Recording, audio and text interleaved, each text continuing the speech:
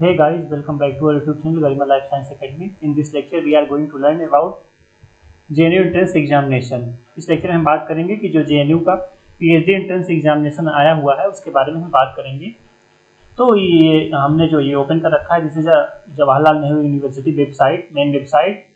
In this website we can saw the here it is a click here to apply for PhD program under JRF category. तो उन्होंने इस पे mention कर रखा है और लास्ट डेट जो है वो अप्लाई क्या है, लास्ट डेट 4 अगस्त है. अप्लाई करने का लास्ट डेट क्या है, last date to apply 4 August 2023.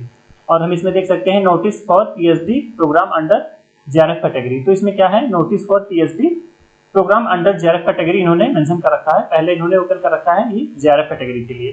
तो हम देखते हैं इसका डिटेल क्या है.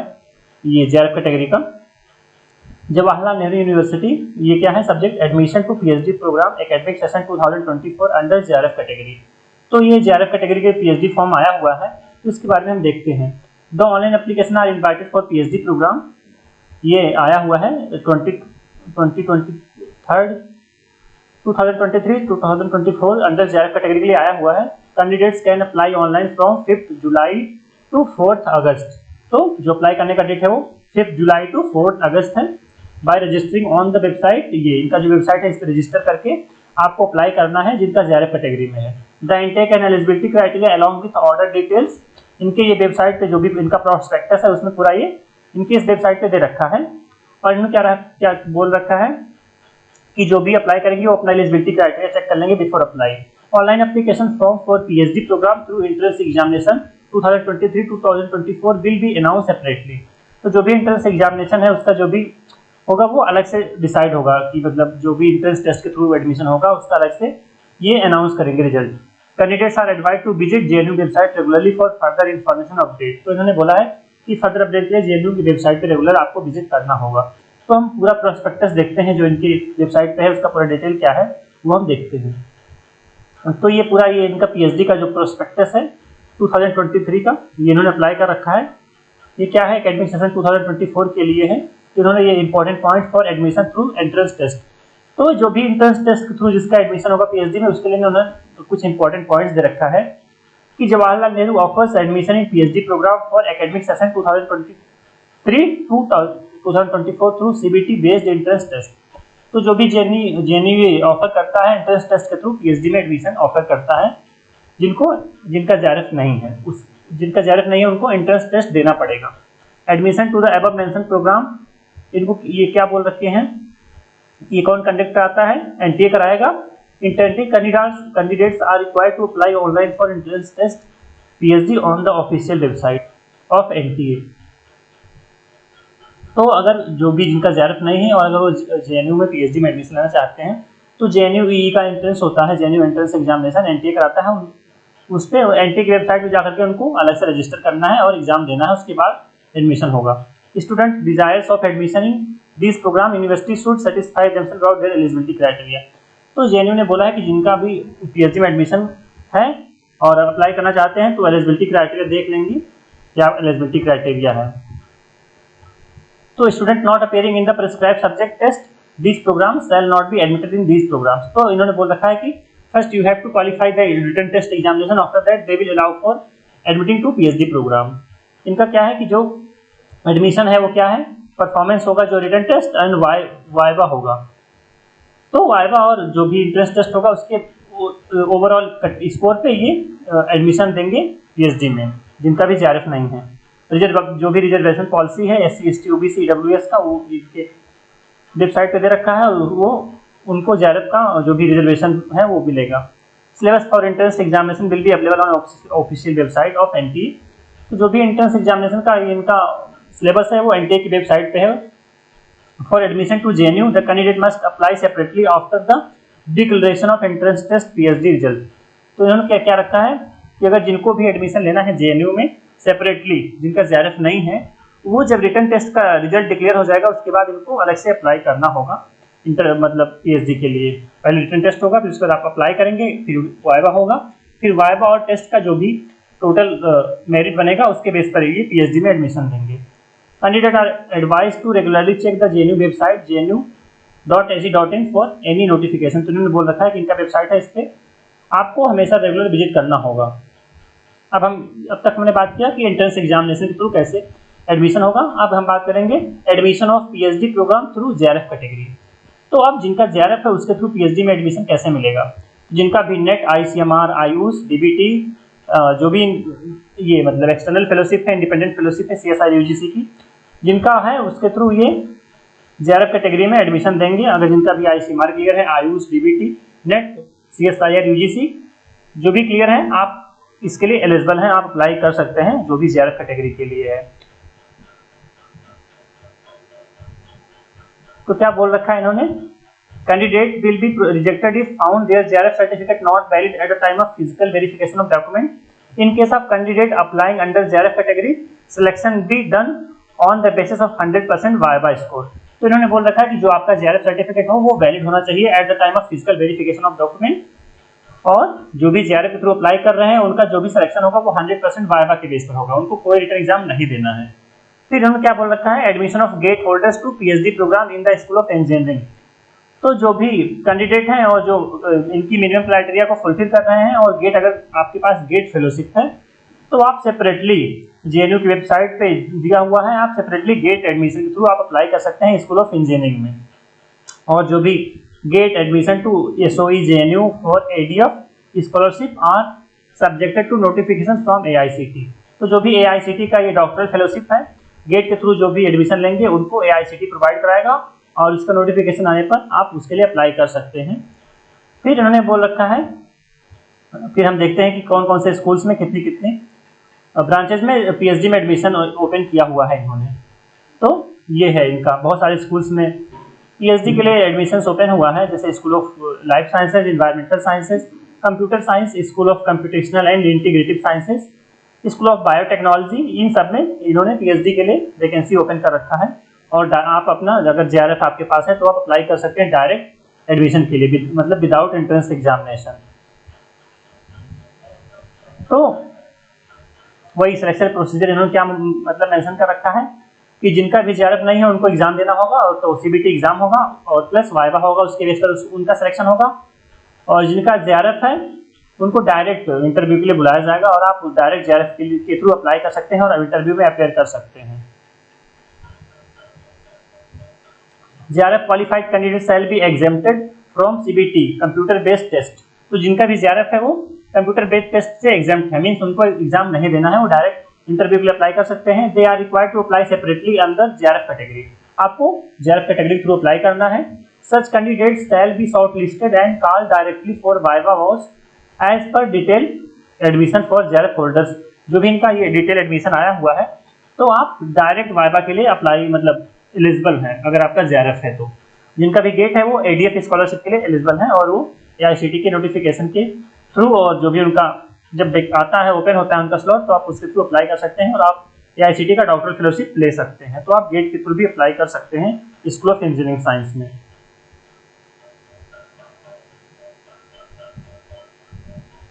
और जिनका भी पीएचडी थ्रू पार्ट टाइम है तो आप पार्ट टाइम में भी अप्लाई कर सकते हैं। और आपको जो भी ये आपको डिटेल देखना पड़ेगा कि कौन कौन से स्कूल सेंटर और उनकी एलिजिबिलिटी क्राइटेरिया क्या है और उनका कंडीशन क्या है। तो आप जिस भी ब्रांच से हैं और जिस भी स्कूल में अप्लाई करना चाहते हैं आप उसका जो भी प्रॉस्पेक्टस है वो चेक कर लीजिए। अगर आप एलिजिबल हैं तो आप अप्लाई कर सकते हैं। बस आपको ऑफिशियल जो भी वो देना होगा, जो भी डॉक्यूमेंट वगैरह आपको जॉब सर्टिफिकेट तो वो सब देना होगा, आप उसके लिए अप्लाई कर सकते हैं। तो अब हम देखते हैं कि कौन कौन से स्कूल्स और सेंटर्स में ये पीएचडी के लिए वैकेंसीज आई हुई है और उनका एलिजिबिलिटी क्राइटेरिया क्या है वो हम देखते हैं।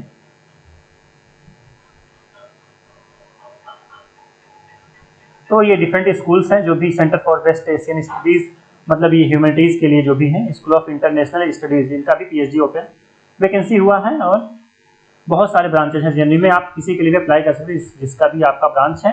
बेसिकली हम बात करेंगे school of life sciences, biotechnology और कंप्यूटेशनल बायोलॉजी के बारे में हम बात करेंगे। तो हम देखते हैं कि school of life science, biotechnology और कंप्यूटेशनल बायोलॉजी में किस किस एरिया में पीएचडी वैकेंसी और जो भी उनका है पूरा डिटेल वो हम देखते हैं क्या क्या है। तो ये जो जेएनयू है बहुत सारे बहुत सारा ब्रांच है पीएचडी के लिए, ऑलमोस्ट सभी ब्रांचेज हैं, आप अप्लाई कर सकते हैं डिफरेंट ब्रांचेज में आप जिसमें एलिजिबल हैं। तो हम देख रहे हैं कि जो भी ये स्कूल ऑफ लाइफ साइंसेज का क्या है कहाँ। तो ये डिफरेंट जो ब्रांच है वो ब्रांच कोड और उनकी एलिजिबिलिटी क्राइटेरिया इसमें दे रखा है, like centre for Korean studies, centre for Chinese studies, French, German, ये सब भी इसमें भी आप पीएचडी कर सकते हैं। फिर हम बात करते हैं अपना ये हमारा लाइफ साइंस, हाँ स्कूल ऑफ लाइफ साइंस। तो हमारा स्कूल ऑफ लाइफ साइंस है, तो ये भी बहुत अच्छा स्कूल ऑफ लाइफ साइंस है, और जो जेएनयू का स्कूल ऑफ लाइफ साइंस है बहुत ही वो और अच्छा रिसर्च करता है, बहुत ही अब्रॉड में कोलेब्रेशन है। तो पीएचडी इन लाइफ साइंसेज में ये ऑफर करता है पीएचडी। फंडिंग जो भी है इस स्कूल का यूजीसी और UPOE university with potential for excellence DST और डीबीटी ये फंडिंग करता है इसको। और हम देखते हैं इनका क्या क्या जो वो है आया हुआ है वैकेंसीज।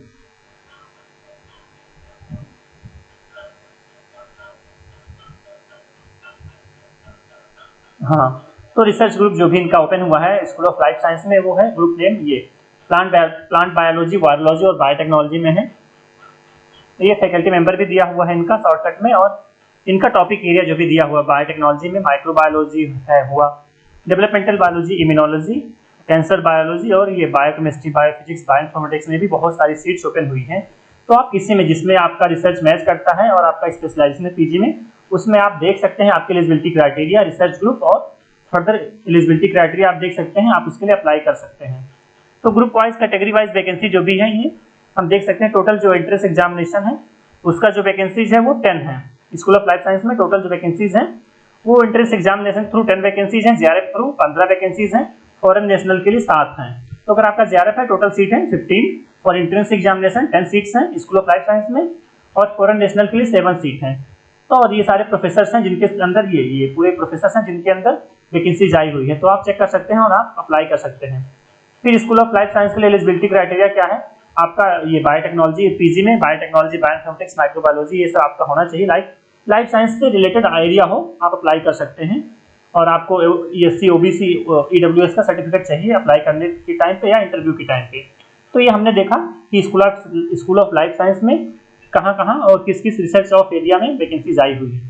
फिर अब हम देखते हैं स्कूल ऑफ बायोटेक्नोलॉजी में, हम देखते हैं हमने उसमें बात किया स्कूल ऑफ लाइफ साइंस में कितनी सीट है और क्या क्या रिसर्च एरिया है। अब हम बात करते हैं स्कूल ऑफ बायोटेक्नोलॉजी में, क्योंकि जेएनयू में स्कूल ऑफ बायोटेक्नोलॉजी है, स्कूल ऑफ लाइफ साइंसेज है और स्कूल ऑफ कंप्यूटेशनल बायोलॉजी है। तो इनका ये जो प्रॉस्पेक्टस है बहुत बड़ा है और इसको हम अपने डिस्क्रिप्शन बॉक्स में अटैच कर देंगे लिंक, आप फर्दर डिटेल देख सकते हैं अच्छे से और तभी आप अप्लाई करेंगे। जो लास्ट डेट है अप्लाई करने का वो अगस्त है, तो अभी काफ़ी टाइम है, आप अप्लाई कर सकते हैं। तो इनका जो है ये काफ़ी ज़्यादा ब्रांचेज हैं, बहुत सारे हैं। तो हाँ, ये हमारा स्कूल ऑफ इन्वायरमेंटल साइंस है। अगर आपका इन्वायरमेंटल साइंस फील्ड है और आप जेआरएफ हैं या आप एंट्रेंस एग्जामिनेशन थ्रू अप्लाई करना चाहते हैं तो आप स्कूल ऑफ इन्वायरमेंटल साइंस में भी अप्लाई कर सकते हैं। डिफरेंट इनका रिसर्च एरिया है। अगर आपका बायोलॉजिकल साइंस में, इन्वायरमेंटल साइंस में पीजी है या यूजी तो आप तब भी आप अप्लाई कर सकते हैं। फिर कंप्यूटर साइंस में वैकेंसीज आई हुई हैं, अगर आपको आपका ब्रांच कंप्यूटर साइंस है तो उसके लिए भी आप अप्लाई कर सकते हैं। फिजिकल साइंस में भी ये पीएचडी वैकेंसीज हैं काफ़ी सारे। अब ये हमारा school of computational and integrative sciences, तो ये इनका जो कंप्यूटेशनल एंड इंटीग्रेटिव साइंसेज है ये इसमें कंप्यूटेशनल बायोलॉजी और बायोइन्फॉर्मेटिक्स में बेसिकली बहुत ही अच्छा रिसर्च होता है। और जो फंडिंग एजेंसीज है डीएसटी, सीएसआईआर, यूजीसी ये सब फंडिंग करती हैं। तो जो ये रिसर्च एरिया है computational genomics and next generation sequencing है, कीमो इन्फॉर्मेटिक्स, ड्रग डिस्कवरी, मल्टीओमिक्स, तो ये पूरा जो बायोइन्फॉर्मेटिक्स और कंप्यूटेशनल बायोलॉजी का पूरा ये जो एरिया है रिसर्च एरिया, ये पूरे में इनका जो रिसर्च एरिया है वो पूरे में है। तो अगर आपका रिसर्च एरिया मैच करता है तो आप अप्लाई कर सकते हैं और ये इनका वेबसाइट है, आप इस पर जाकर के डिटेल में चेक कर सकते हैं। फिर यही है कि आप फिजिकल साइंस के हैं तब भी अप्लाई कर सकते हैं, बायोलॉजिकल साइंस से हैं ट्रैक 2 से अप्लाई कर सकते हैं और ट्रैक 3 से मैथमेटिकल एंड कंप्यूटर साइंस वाले अप्लाई कर सकते हैं। और इनकी एलिजिबिलिटी क्राइटेरिया क्या है कि आपका जो सब्जेक्ट कोड है इनका TROH और TRDH है अगर आप अप्लाई करना चाहते हैं, और MSc chemistry, physics, mathematics, computer science और बायो स्टैट्स में, बायोइन्फॉर्मेटिक्स में है तब भी आप अप्लाई कर सकते हैं। अगर आपका बायोइन्फॉर्मेटिक्स है, कंप्यूटेशनल बायोलॉजी है या बायोटेक्नोलॉजी तब भी आप अप्लाई कर सकते हैं। तो ये हमारा रहा कंप्यूटेशनल बायोलॉजी और ये हमारे इनके जो रिसर्च एरियाज हैं ये रिसर्च एरियाज हैं। अगर आप एलिजिबल हैं तो इसके लिए आप अप्लाई कर सकते हैं। फिर एक और रह गया हमारा ये स्कूल ऑफ बायोटेक्नोलॉजी, हम अभी देखते हैं। हमने देखा स्कूल ऑफ लाइफ साइंस, फिर स्कूल ऑफ कंप्यूटेशनल बायोलॉजी, अब स्कूल ऑफ बायोटेक्नोलॉजी। तो इनके यहाँ स्कूल ऑफ बायोटेक्नोलॉजी भी है, उसमें भी ये bioinformatics, protein sciences, environmental science, bio process में और मोलिकुलर वायरोलॉजी, बहुत सारे, ये पूरा इनका रिसर्च एरिया है। ये इतना स्कूल ऑफ रिसर्च एरिया है, तो बहुत ही अच्छा रिसर्च होता है और ये बायोसेफ्टी लेवल्स की फैसिलिटीज़ हैं, तो आप इसको अवेल कर सकते हैं और आप पीएचडी में अप्लाई कर सकते हैं, बहुत ही अच्छी अपॉर्चुनिटी है। तो ये आपका अगर ये इनकी एलिजिबिलिटी क्या है, MSc in biotechnology, biochemical engineering, biochemistry, chemistry में आपका अगर एमएससी है तब भी अप्लाई कर सकते हैं, अगर आपका 2 ईयर एमफिल है तब भी अप्लाई कर सकते हैं, अगर आपका बैचलर 4 ईयर का बैचलर है तब भी बायोटेक्नोलॉजी बायोकेमिकल में तब भी आप अप्लाई कर सकते हैं। और आपका रिलैक्सेशन जो भी एससी एसटी ओबीसी का है उसके थ्रू आपको यूजीसी रेगुलेशंस जो भी है वो आपको मिलेगा। तो इस लेक्चर में हमने ये इसमें हमने देखा ये प्रोस्पेक्टस में school of life science, school of computational biology और स्कूल ऑफ बायोटेक्नोलॉजी में अगर आप लाइफ साइंस से हैं तो आप अप्लाई कर सकते हैं और फर्दर आप पीएचडी में एनरोल हो सकते हैं, बहुत ही अच्छी अपॉर्चुनिटी है। तो हम इसमें देखेंगे इनका एप्लीकेशन फॉर्म है, ये इनका एप्लीकेशन फॉर्म है। तो ये आपको पहले क्या करना है, fill the online application form with personal detail fill करना है, फिर आपको फिर क्वालिफिकेशन डिटेल भरना है, फिर आपको प्रोफेशनल जो भी आपका डिटेल्स एक्सपीरियंस है उसको, फिर आपको फोटोज और आईडी सिग्नेचर वगैरह अपलोड करना है और आपको फी पेमेंट लास्ट में करना है। तो ये इनका ये प्रोसेस है। तो स्टेप ये 5 स्टेप्स में इनका एप्लीकेशन फॉर्म भरा जाएगा। तो ये हम अपने लिंक में यूट्यूब चैनल के लिंक में इसको हम डिस्क्रिप्शन बॉक्स में ऐड कर देंगे। तो पहले आपको क्लिक करना है, अगर आप मतलब आपने रजिस्टर नहीं किया है तो आपको इस पर क्लिक करना होगा न्यू रजिस्ट्रेशन पे, और अगर आपने ऑलरेडी रजिस्ट्रेशन कर लिया है तो आपको साइन इन पे क्लिक करना होगा और फर्दर आपको फॉर्म को कंप्लीट करना होगा। तो अगर आप देखते हैं न्यू रजिस्ट्रेशन पे आप क्लिक करेंगे तो ये ऐसे विंडो ओपन होगा, ये विंडो ऐसे ओपन होगा और फर्दर इनका जो डिटेल है प्रोस्पेक्टस यहाँ से आप पढ़ सकते हैं। ये इनका वेबसाइट है पूरा जीआरएफ कैटेगरी के लिए, और इनकी जो फीस है तो जनरल कैटेगरी के लिए इनका 700 है, ओबीसी और एससी के लिए 500 है और बीपीएल के लिए 200 है, फॉरेन नेशनल के लिए 3280 रुपीज़ है, और चॉइस 2 चॉइस 3। तो मतलब इनका अलग अलग, अगर आप एक फॉर्म भरेंगे तो उसका अलग फीस होगा, अगर आप दूसरा फॉर्म भरेंगे तो दूसरा फॉर्म होगा। तो ये इनका ये रहा, ये फीस स्ट्रक्चर है जो एप्लीकेशन फीस है, और फर्दर ये इनका पूरा प्रोसेस है कि क्या क्या मतलब कितने साइज का फोटोज होगा, पासवर्ड क्या है, ये सब आप इसमें पूरा देख सकते हैं। और आप यहाँ पे फर्दर जब क्लिक करेंगे प्रोसीड टू, तो आप एप्लीकेशन को यहाँ पे आप क्लिक करके आप इसको फर्दर भर सकते हैं। तो इसमें हमने यही बात किया कि जो भी इनका वैकेंसीज आया हुआ है, और अगर आपका जीआरएफ है तभी अप्लाई कर सकते हैं, और अगर आपको जीआरएफ नहीं है तो एंट्रेंस एग्जामिनेशन तो आप फिल कर सकते हैं। तो हमने यही सब बात किया इसमें कि जो भी इनका वैकेंसीज था और किस किस एरिया में वैकेंसीज आई हुई है, और आपका कितना रिसर्च अगर एक्सपीरियंस मैच करता है तो आप अप्लाई कर सकते हैं। तो जो भी है पूरा डिटेल हम डिस्क्रिप्शन बॉक्स में इसका जो भी लिंक है हम मतलब अपलोड कर देंगे।